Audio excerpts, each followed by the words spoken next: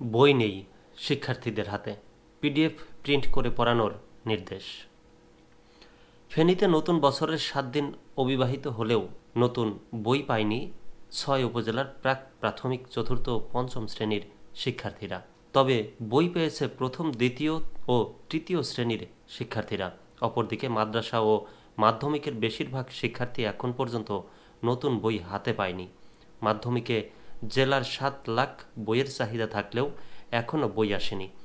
জেলায় প্রাথমিকের 50% বই এলেও মাধ্যমিকের শিক্ষার্থীদের জন্য বই এসেছে মাত্র 1.26%। আর তাই পিডিএফ কপি বিভিন্ন প্রতিষ্ঠানে পাঠানো হয়েছে। তা থেকে প্রিন্ট করে শ্রেণী কার্যক্রম চালানোর নির্দেশনা রয়েছে বলে জানায় কিছু স্কুল কর্তৃপক্ষ।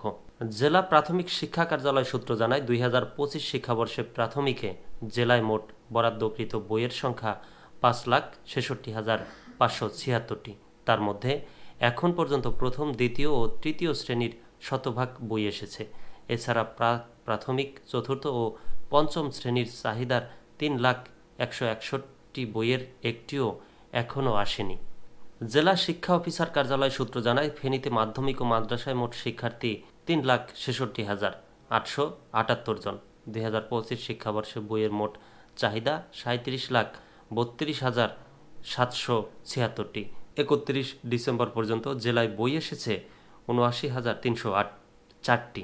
বিগত বছরের শেষ দিন পর্যন্ত ফেনী সদর উপজেলায় মাধ্যমিকে নবম শ্রেণীর 3টি বিষয় করে 34,500টি বই এবং মাদ্রাসার সপ্তম শ্রেণীর 12,900টি বই এসেছে।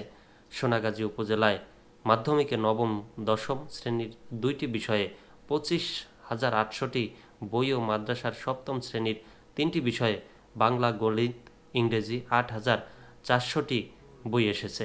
বই না পেয়ে খালি হাতে ফিরতে হয়েছে ফেনী সদর উপজেলার গোয়ারুয়া সরকারি প্রাথমিক বিদ্যালয়ের পঞ্চম শ্রেণীর শিক্ষার্থী শারমিন আক্তারের। এ শিক্ষার্থী জানায়, বছরের প্রথম দিন বিদ্যালয়ে এসেছি, অন্য শ্রেণীর শিক্ষার্থীরা বই পেলেও আমরা বই পাইনি, আরও পরে বই দেবে বলে শিক্ষক জানিয়েছেন।